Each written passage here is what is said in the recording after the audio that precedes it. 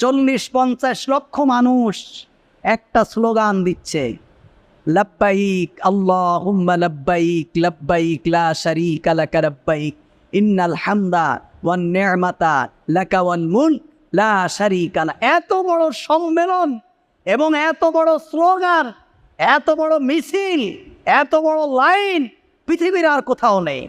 সেটা কি? লাব্বাইক আল্লাহ। আমাদের দেশের কিছু মূর্খ আছে,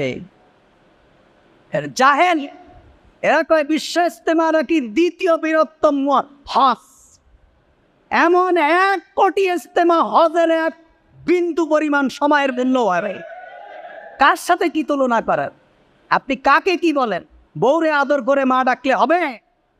আপনি ইজতেমাকে ভালোবাসেন, তাবলীগকে ভালোবাসেন, আপনি কাবার সাথে, বাইতুল্লাহর সাথে, হজের সাথে তুলনা করে দিলেন। কত বড় স্পর্ধা আপনার!